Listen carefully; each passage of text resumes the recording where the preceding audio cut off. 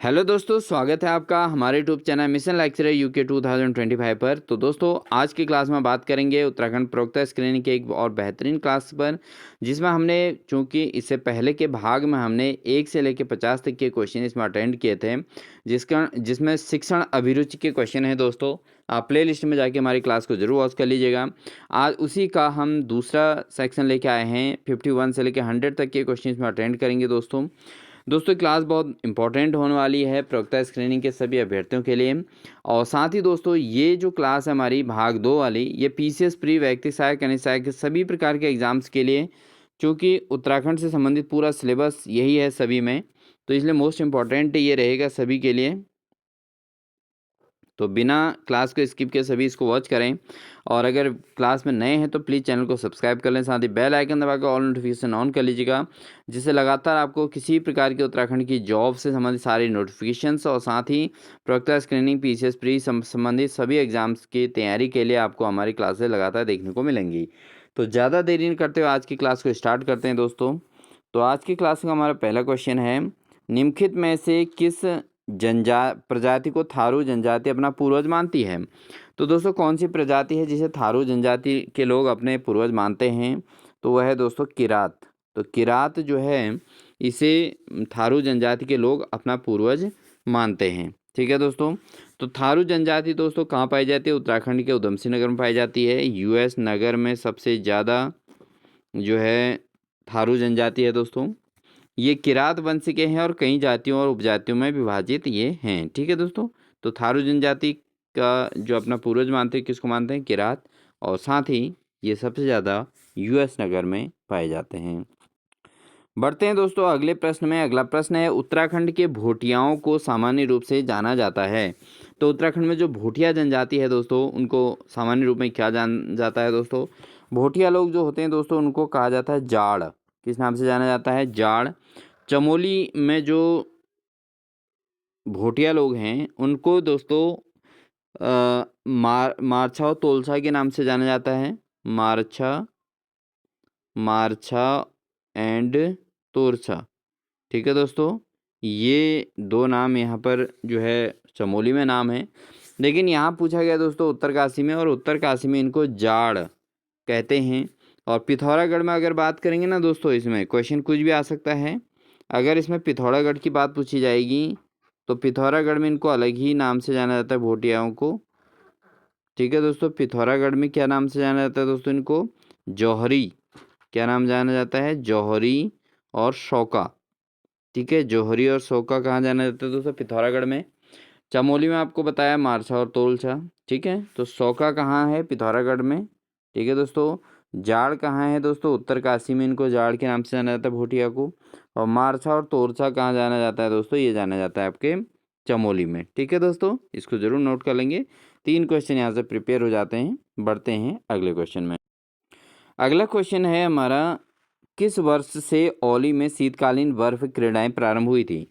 तो कौन से साल से औली में जो है शीतकालीन बर्फ क्रीड़ाएं प्रारंभ हुई दोस्तों? ये हुई थी दोस्तों 1987 में। 1987 से दोस्तों औली में जो है शीतकालीन बर्फ खेल जो होते हैं वो औली में प्रारंभ किए गए थे। 1987। बिल्कुल लर्न करके रखेंगे इसको। बढ़ते हैं दोस्तों अगले प्रश्न में। अगला प्रश्न है, निम्नलिखित में से कौन सी नदी कर्णप्रयाग में अलकनंदा से मिलती है? तो दोस्तों, कर्णप्रयाग में जो अलकनंदा से जो नदी मिलती है, जिन नदियों के संगम को कर्णप्रयाग कहा गया है, वो कौन सी नदी है दोस्तों? कर्णप्रयाग में आती है दोस्तों पिंडर नदी। कौन सी नदी?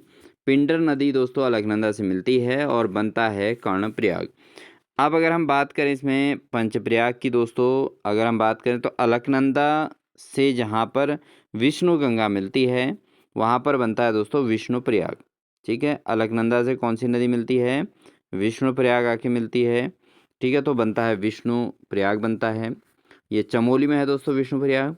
इसके अलावा नंद प्रयाग कैसे बनता है दोस्तों? अगर हम बात करें नंद प्रयाग की, तो अलकनंदा से नंदाकिनी मिलती है। क्या मिलती है? अलकनंदा से नंदाकिनी। तो बहुत ईजी है, तो नंद प्रयाग बनेगा। ये भी चमोली में है।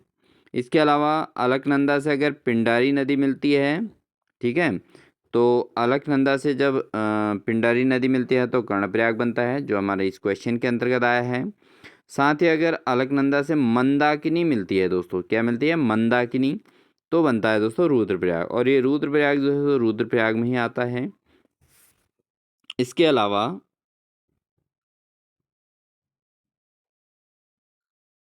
जब अलकनंदा से भागीरथी नदी मिलती है दोस्तों, बनता है देवप्रयाग। कौन सा? देवप्रयाग बनता है दोस्तों, और ये आता है टिहरी गढ़वाल के अंतर्गत। कहाँ आता है? टिहरी गढ़वाल के अंतर्गत। आप इसको नोट कर सकते हैं दोस्तों, ये पांचों पॉइंट जो मैंने आपको बताए हैं, आप इसको बिल्कुल जो है वीडियो को पॉज करके आप सुनते हुए इनको नोट जरूर कर लीजिएगा। इन पांचों में से कोई ना कोई एक संगम जो है अवश्य एग्जाम आता है, तो आप इसको जरूर प्रिपेयर कर लेंगे। बढ़ते हैं दोस्तों अगले प्रश्न में। अगला प्रश्न है, निम्नलिखित में से किस जिले में धौली गंगा विद्युत परियोजना स्थित है? तो धौली गंगा विद्युत परियोजना किस जिले में स्थित है दोस्तों? यह है दोस्तों पिथौरागढ़ में। ठीक है, जो धौली गंगा विद्युत परियोजना बनाई गई है वो पिथौरागढ़ में स्थित है। ठीक है, बहुत इंपॉर्टेंट ये क्वेश्चन था। बढ़ते हैं अगले प्रश्न में दोस्तों। अगला प्रश्न है, निम्नलिखित में से किस राज्य ने अपने प्रशासन में आपदा प्रबंधन को सर्वप्रथम लागू किया था? तो किस राज्य ने अपने प्रशासन में आपदा प्रबंधन को जो सर्वप्रथम लागू किया था, वो कौन सा राज्य था? वो था उत्तराखंड दोस्तों। उत्तराखंड ने अपने प्रशासन में आपदा प्रबंधन को सर्वप्रथम लागू करने का कार्य किया था। ठीक है, अगला प्रश्न है, उत्तराखंड राज्य के निर्माण के समय केंद्र में किस राजनीतिक गठबंधन यानी कि दल की सरकार थी? तो कौन से दल की सरकार थी जब केंद्र में, जब उत्तराखंड राज्य का निर्माण किया गया था? तो वो थी राष्ट्रीय जनतांत्रिक गठबंधन। ठीक है, राष्ट्रीय जनतांत्रिक गठबंधन की सरकार थी दोस्तों, और इसी के समय में उत्तराखंड राज्य का निर्माण भी हुआ था। बढ़ते हैं अगले प्रश्न में। अगला प्रश्न है, उत्तराखंड में प्रथम कूली एजेंसी का संस्थापक कौन था?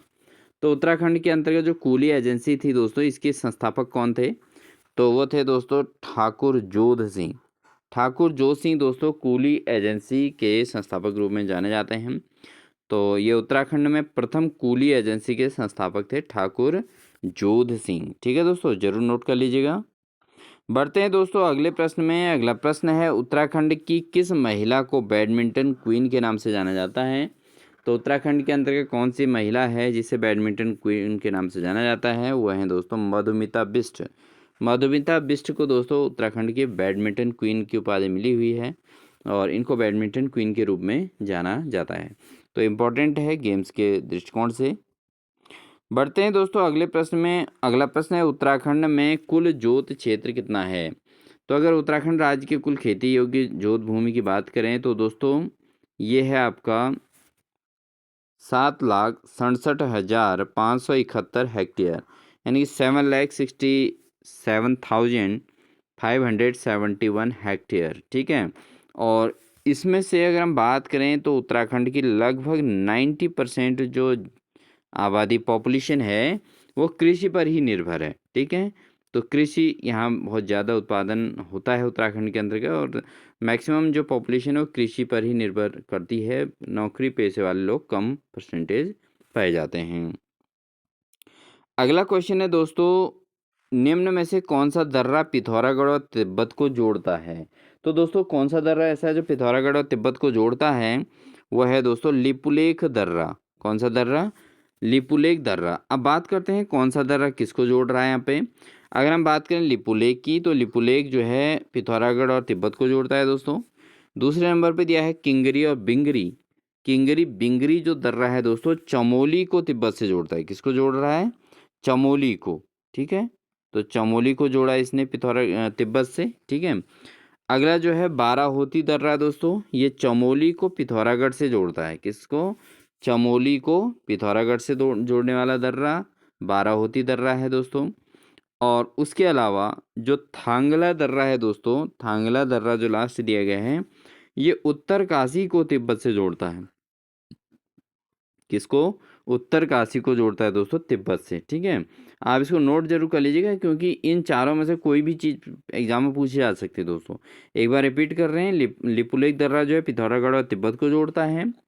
किंगरी बिंगरी दर्रा जो है चमोली को तिब्बत से जोड़ता है। बाराहोती दर्रा चमोली को पिथौरागढ़ से जोड़ता है। और थांगला दर्रा दोस्तों उत्तरकाशी को किससे जोड़ता है? तिब्बत से। उत्तरकाशी को तिब्बत से जोड़ता है थांगला दर्रा। ठीक है, उम्मीद है आपको समझ में आ गया होगा। बढ़ते हैं अगले प्रश्न में। अगला प्रश्न है दोस्तों, कत्यूरियों ने किस स्थान पर अपनी प्रथम राजधानी स्थापित की थी? तो जो कत्यूरी शासक थे उन्होंने अपने किस स्थान पर अपने प्रथम राजधानी स्थापित की थी दोस्तों? कत्यूरी शासकों ने अपने प्रथम राजधानी दोस्तों जोशीमठ में स्थापित की थी। ये मोस्ट इम्पॉर्टेंट है, बहुत बार आया है क्वेश्चन। तो कत्यूरियों ने अपने किस स्थान पर अपनी प्रथम राजधानी स्थापित की थी, वो की थी जोशीमठ में। ठीक है। अगला अगला क्वेश्चन है दोस्तों, निम्नलिखित में से कुमेलित विकल्प को चुनिए। तो ज्ञानचंद्र का जो शासन है दोस्तों 1698 से लेके 1708 के बीच है।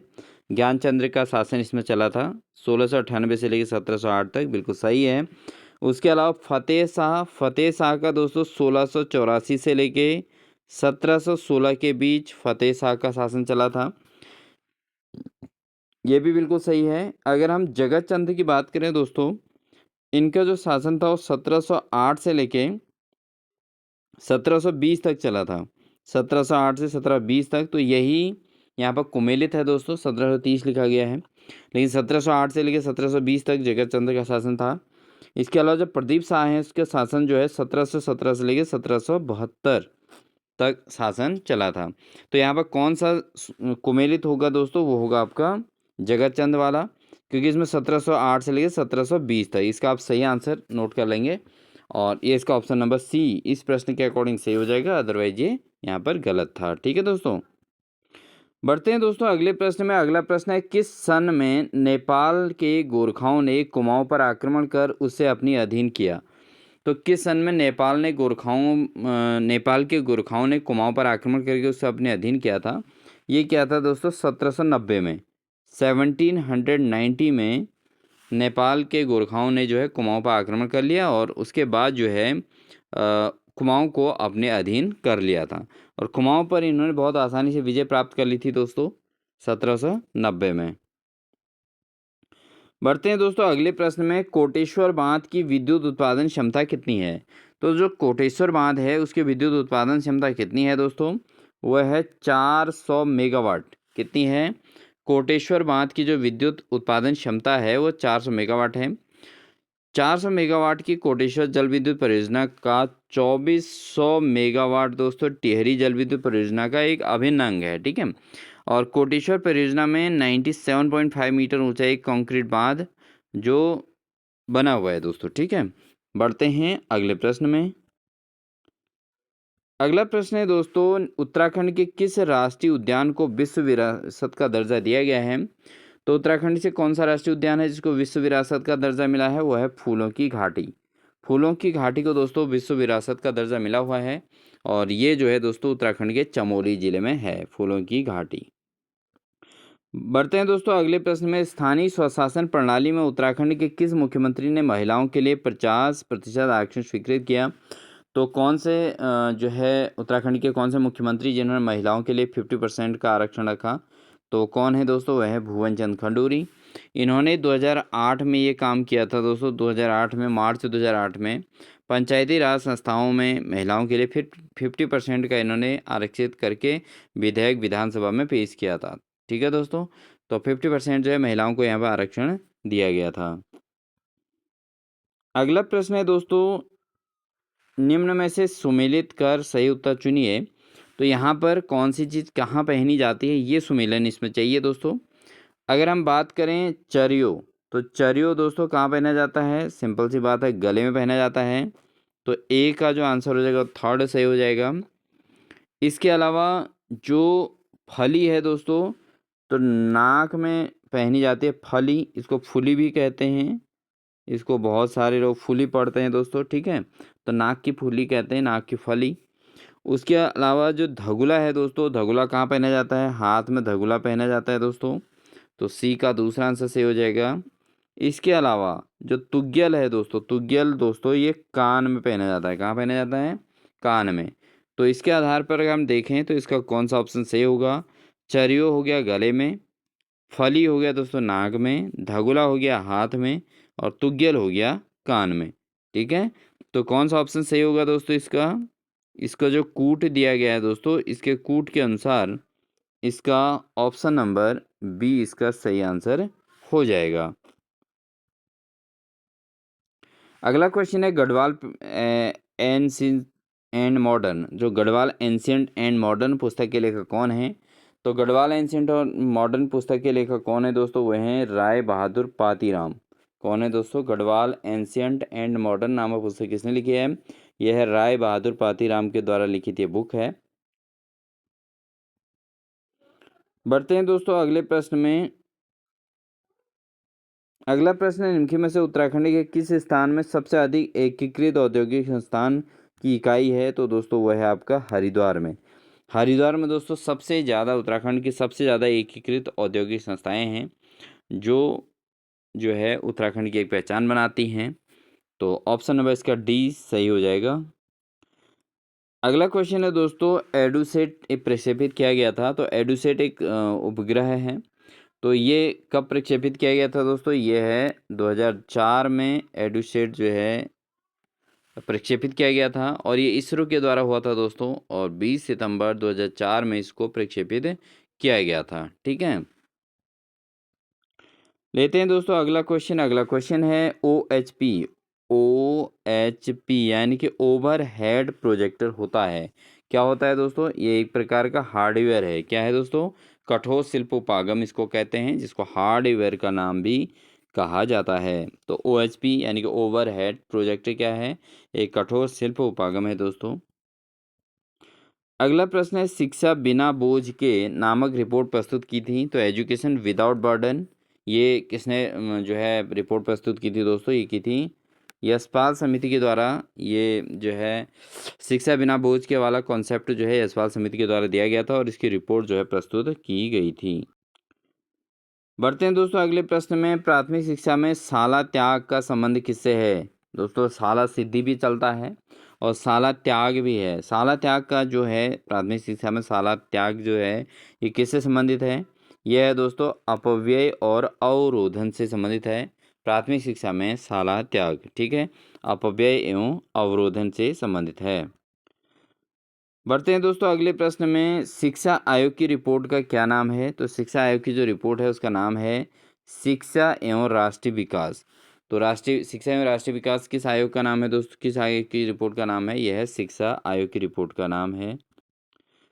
बढ़ेंगे दोस्तों अगले प्रश्न में। अगला प्रश्न है निम्नलिखित में से कौन सी शिक्षण की श्रव्य सहायक सामग्री नहीं है? तो श्रव्य मतलब होता है दोस्तों सुनना, और कौन से सुनने में सहायक नहीं है? वो है आपका श्यामपट। श्यामपट में अगर अभ्यर्थी की बात करें तो केवल बोर्ड में देख सकते हैं, तो दृश्य सामग्री है श्यामपट। लेकिन रेडियो जो है श्रव्य है, टेप रिकॉर्डर भी श्रव्य है, नाम और ग्रामोफोन जो दोस्तों ये भी एक श्रव्य सामग्री के अंतर्गत आता है, लेकिन श्यामपट जो है दृश्य सामग्री के अंतर्गत आता है। बढ़ते हैं दोस्तों अगले प्रश्न में। मूल्यों के आधार पर व्यक्तित्व का वर्गीकरण प्रतिपादित किया गया। तो मूल्यों के आधार पर जो व्यक्तित्व का वर्गीकरण प्रतिपादित किया गया था वो किया गया था स्प्रेंजर के द्वारा। किसके द्वारा? स्प्रेंजर।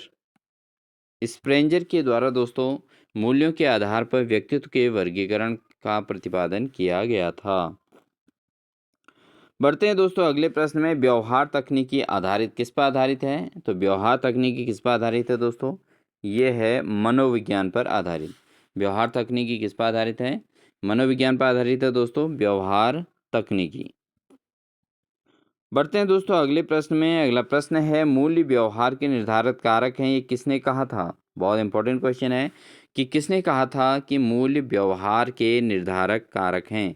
तो दोस्तों ये कहा गया था लुमीज के द्वारा। किसके द्वारा कहा गया था? लुमीज ने कहा था दोस्तों कि मूल्य जो है व्यवहार के निर्धारक कारक होते हैं। बढ़ते हैं दोस्तों अगले प्रश्न में। विद्यालयों में अनुशासनहीनता के लिए उत्तरदायी कारक क्या हैं? तो अगर स्कूल में अनुशासनहीनता हो रही है तो उत्तरदायी क्या है दोस्तों? एक तो दोषपूर्ण शिक्षण विधियां हो सकती हैं, क्योंकि अगर शिक्षण विधि अच्छी यूज नहीं की जा रही है तो बच्चों में अनुशासनहीनता आएगी। अध्यापकों में नेतृत्व की कमी अगर हो तो उसकी वजह से भी अनुशासनहीनता आती है। उसके अलावा शिक्षा की गुणवत्ता में कमी, अगर मूल्यों में कमी आ जाए तो भी अनुशासनहीनता पॉसिबल है। तो उपरोक्त तो सभी इसके सही आंसर हो जाएगा ऑप्शन नंबर डी। बढ़ते हैं दोस्तों अगले प्रश्न में। प्रधानाध्यापक का मुख्य कार्य क्या है? प्रधानाध्यापक की अगर बात करें दोस्तों, एक तो विद्यालय का प्रबंधन है, पर्यवेक्षण है और प्रशासन है। ये तीनों के तीनों एक प्रधानाध्यापक के मुख्य कार्य के अंतर्गत आते हैं। तो ये सभी इसका सही आंसर हो जाएगा दोस्तों। एक प्रधानाध्यापक विद्यालय का प्रबंधक भी होता है, पर्यवेक्षक भी होता है, प्रशासन चलाना भी होता है। तीनों कार्य दोस्तों प्रधानाध्यापक के अंतर्गत आते हैं। बढ़ते हैं दोस्तों अगले प्रश्न में। ऑपरेशन ब्लैक बोर्ड किससे संबंधित है? तो ऑपरेशन ब्लैक बोर्ड दोस्तों ये प्राथमिक शिक्षा से संबंधित है। किससे संबंधित है दोस्तों? प्राइमरी एजुकेशन से। तो ऑपरेशन ब्लैक बोर्ड किससे संबंधित है? प्राथमिक शिक्षा से संबंधित है। और ये कब चलाया गया था? ये 1986 में दोस्तों प्रारंभ किया गया था ऑपरेशन ब्लैक बोर्ड। ठीक है दोस्तों। अगला क्वेश्चन है दोस्तों, मूल्य ह्रास का एक कारण हो सकता है। तो शिक्षा में जो मूल्य ह्रास होता है या किसी भी चीज़ में, उसका मुख्य कारण क्या होता है दोस्तों? वो होता है जनसंख्या विस्फोट। अगर जनसंख्या बहुत ज़्यादा होगी दोस्तों, मूल्य का जो है वृद्धि होगी, ह्रास, ये कंडीशन सारी किस पे डिपेंड करता है? ये डिपेंड करता है दोस्तों कि पॉपुलेशन कितनी है। ठीक है, तो पॉपुलेशन के आधार पर ही किसी चीज़ का मूल्य का निर्धारण किया जाता है। अगला प्रश्न है दोस्तों, शिक्षण के 14 कौशलों को दिया था। तो शिक्षण से संबंधित जो 14 कौशल हैं वो किसके द्वारा दिया गया था दोस्तों? वो दिया गया था एलन और रेयान के द्वारा। किसके द्वारा? एलन और रेयान ने दोस्तों शिक्षण के 14 कौशल दिए थे। बढ़ते हैं अगले प्रश्न की ओर। अगला प्रश्न है दोस्तों, स्वतंत्रता के पश्चात भारत सरकार के प्रथम शिक्षा मंत्री कौन थे? तो जब स्वतंत्रता मिली थी तो उस समय भारत के प्रथम शिक्षा मंत्री कौन थे दोस्तों? वो थे मौलाना अबुल कलाम आज़ाद। मोस्ट इम्पॉर्टेंट ये क्वेश्चन रहता है दोस्तों, बहुत बार एग्जाम में पूछा गया है कि जब स्वतंत्र भारत के प्रथम शिक्षा मंत्री कौन रहे हैं? तो मौलाना अबुल कलाम आज़ाद दोस्तों भारत के प्रथम स्वतंत्र भारत के प्रथम शिक्षा मंत्री के तौर पर नियुक्त हुए थे। बढ़ते हैं दोस्तों अगले प्रश्न में। अगला प्रश्न है, मानव आवश्यकताओं का पदानुक्रम दिया है। तो मानव आवश्यकताओं का जो पदानुक्रम दिया गया था किसके द्वारा दिया गया था दोस्तों? वो दिया गया था मॉस्लो के द्वारा। मॉस्लो ने दोस्तों मानव आवश्यकताओं के पदानुक्रम दिया था और इन्होंने जो है ये मनोवैज्ञानिक सिद्धांत पर आधारित है जो उन्होंने थियोरी ऑफ ह्यूमन मोटिवेशन, ठीक है, थ्योरी ऑफ ह्यूमन मोटिवेशन नामक अपने ग्रंथ में ये बात दी थी दोस्तों मास्लो ने। बढ़ते हैं दोस्तों अगले प्रश्न में। भारत में इंटरनेट सुविधा प्रारंभ की गई थी। तो भारत के अंतर्गत जो इंटरनेट की सुविधा फैसिलिटी जो दी गई थी वो किसके द्वारा कब दी गई? तो दोस्तों दी गई थी 1995 में। 1995 में दोस्तों भारत में इंटरनेट सुविधा प्रारंभ की गई थी 1995 में। ठीक है, बढ़ते हैं दोस्तों अगले प्रश्न में। अगला प्रश्न है, मैं नहीं आप, ये दर्शन वाक्य किसका है? ये दो जो आदर्श वाक्य है दोस्तों, जो आइडियल सेंटेंस है दोस्तों कि मैं नहीं आप, ये बहुत ही आइडियल वर्ड है। तो ये किसके द्वारा दिया गया था? ये किसका जो है आइडियल वाक्य है, मैं नहीं आप? तो दोस्तों ये है राष्ट्रीय सेवा योजना। ठीक है दोस्तों, ये राष्ट्रीय सेवा योजना के आदर्श वाक्य के रूप में जाना जाता है, मैं नहीं आप। ठीक है, ये युवा शक्ति के व्यक्तित्व विकास हेतु युवा कार्यक्रम एवं खेल मंत्रालय भारत सरकार द्वारा संचालित एक सक्रिय कार्यक्रम है जो राष्ट्रीय सेवा योजना से संबंधित है और इसका आदर्श वाक्य है, मैं नहीं आप। बढ़ते हैं दोस्तों अगले प्रश्न में। अगला प्रश्न है, भारत में प्रथम महिला विश्वविद्यालय है। तो दोस्तों जो महिला विश्वविद्यालय है वो कौन सा है भारत का पहला वाला? तो वह है SNDT महिला विश्वविद्यालय। SNDT की जो फुल फॉर्म होती है दोस्तों वह है श्रीमती नाथीबाई दामोदर ठाकरसी महिला विश्वविद्यालय। ठीक है, तो क्या नाम है दोस्तों? एस का मतलब है श्रीमती, एन का मतलब है नाथीबाई, और डी से है दामोदर, और टी से है दोस्तों ठाकरसी। ठीक है, महिला विश्वविद्यालय। इसका मुख्यालय दोस्तों दक्षिण मुंबई यानी कि चर्च गेट में स्थित है। तो ये जो है SNDT महिला विश्वविद्यालय ही आप याद करेंगे जो भारत का प्रथम महिला विश्वविद्यालय रहा है। बढ़ते हैं दोस्तों अगले प्रश्न में। अगला प्रश्न है, संविधान के किस संशोधन अधिनियम के द्वारा शिक्षा के अधिकार को मौलिक अधिकार बनाया गया? तो भारत में जो संविधान का संशोधन हुआ था वो किस संशोधन अधिनियम के द्वारा शिक्षा का अधिकार को मौलिक अधिकार कब बनाया गया था दोस्तों? बनाया गया था 86वां संशोधन अधिनियम। तो 86वां जो संशोधन अधिनियम हुआ था उसमें 6 से 14 वर्ष तक के बच्चों के लिए शिक्षा को जो है निःशुल्क और अनिवार्यता प्रदान की गई थी दोस्तों। ठीक है, बढ़ते हैं दोस्तों अगले प्रश्न में। अगला प्रश्न है, निम्नलिखित आयोगों में से किसने ग्रामीण विश्वविद्यालयों की स्थापना का सुझाव दिया था? तो कौन सा आयोग था जिसने ग्रामीण विश्वविद्यालयों की स्थापना का सुझाव दिया था? वो था राधाकृष्णन आयोग। इन्होंने सुझाव दिया था कि ग्रामीण विश्वविद्यालयों की स्थापना की जाए। ठीक है, ये सुझाव दिया था राधाकृष्णन आयोग ने। अगला प्रश्न है दोस्तों, मुदालियर आयोग का कार्यक्षेत्र क्या था? तो दोस्तों मुदालियर आयोग को माध्यमिक शिक्षा आयोग भी कहा जाता है और इसका जो है कार्यक्षेत्र क्या था? बहुत सिंपल सी बात है, ये है दोस्तों माध्यमिक शिक्षा पर आधारित। ठीक है, मुदालियर आयोग किस पर आधारित है? माध्यमिक शिक्षा पर आधारित है, इसीलिए इसका नाम माध्यमिक शिक्षा आयोग भी जाना जाता है। बढ़ते हैं दोस्तों अगले प्रश्न में। अगला प्रश्न है, सर्व शिक्षा अभियान कब शुरू किया गया था? तो सर्व शिक्षा अभियान जो किया गया था दोस्तों 2001 में। कब? 2001 में दोस्तों सर्व शिक्षा अभियान जो है शुरुआत की गई थी। सर्व शिक्षा अभियान भारत सरकार के प्रमुख कार्यक्रम है जिसकी शुरुआत किसने की थी दोस्तों? श्री अटल बिहारी वाजपेयी जी के द्वारा। ठीक है, ये किया गया था और ये एक सार्वभौमिकरण और शिक्षा का सार्वभौमिकरण प्राथमिक शिक्षा से संबंधित। तो सर्व शिक्षा अभियान का कॉन्सेप्ट यहाँ पर 2001 में लाया गया था। बढ़ते हैं दोस्तों अगले प्रश्न में। अगला प्रश्न है, शिक्षण कौशलों का विकास किया जाता है। तो शिक्षण कौशलों का विकास कैसे होता है दोस्तों? माइक्रो टीचिंग से। किससे होता है? Micro teaching. ठीक है दोस्तों, माइक्रो टीचिंग के थ्रू जो है शिक्षण कौशलों का विकास होता है जिसे सूक्ष्म शिक्षण कहा जाता है। तो इसका ऑप्शन नंबर 20 का सही आंसर हो जाएगा। बढ़ते हैं दोस्तों अगले प्रश्न में। अगला प्रश्न है, प्राथमिक शिक्षा में अपव्यय और अवरोधन की समस्या की ओर सबसे पहले ध्यान खींचा था। तो दोस्तों अभी हमने इसमें चर्चा की थी अवरोधन और अपव्यय पर आधारित। तो 2 क्वेश्चन इसमें एक ही टॉपिक से रिलेट आ गए हैं। तो ये थी दोस्तों हर्टांग समिति ने। किसने की थी? हर्टांग समिति जो है दोस्तों, इसने प्राथमिक शिक्षा में अपव्यय और अवरोधन की समस्या के पर सबसे पहले ध्यान दिया था। प्राथमिक शिक्षा में अपव्यय और अवरोधन किसने? हर्टांग समिति ने दोस्तों। ठीक है, बढ़ते हैं दोस्तों अगले प्रश्न में। राष्ट्रीय साक्षरता मिशन प्रारंभ किया गया। तो राष्ट्रीय साक्षरता मिशन कब प्रारंभ किया गया था दोस्तों? ये किया गया था 1988 में। कब किया गया था? 1988 में दोस्तों राष्ट्रीय साक्षरता मिशन प्रारंभ किया गया था। बढ़ते हैं दोस्तों अगले प्रश्न में। अगला प्रश्न है, विश्वविद्यालय अनुदान आयोग की स्थापना की सिफारिश किसने की थी? तो यूनिवर्सिटी ग्रांट कमीशन यानी कि विश्वविद्यालय अनुदान आयोग की स्थापना किसने की थी? यूजीसी की।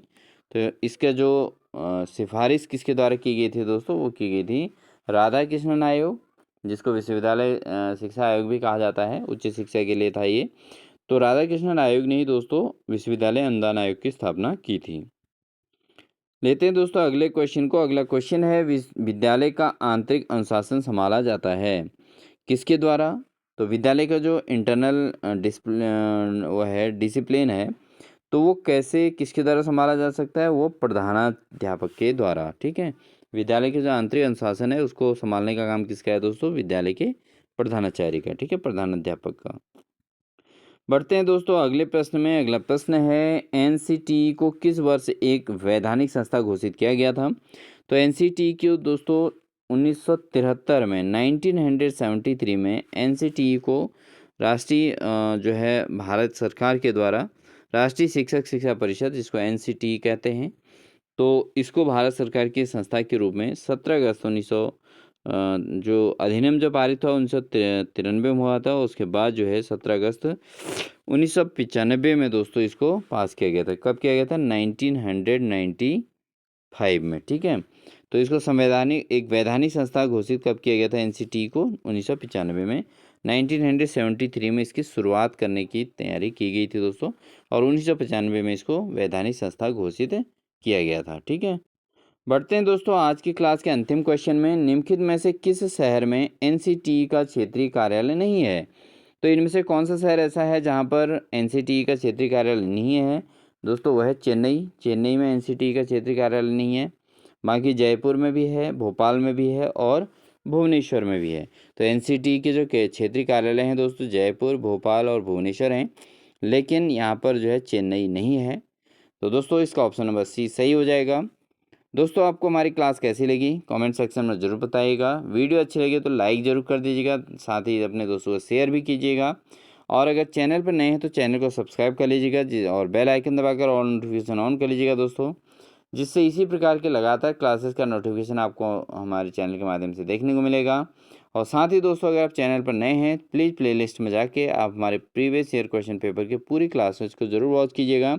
आपको आगामी एग्ज़ाम्स के लिए काफ़ी हेल्प मिलने वाली है, इसलिए बिना स्किप किए पूरी वीडियोज़ को ज़रूर देखिएगा। मिलते हैं आपको नेक्स्ट बेहतरीन क्लास के साथ, तब तक के लिए अपना ध्यान रखिए। तब तक के लिए wish you all the best.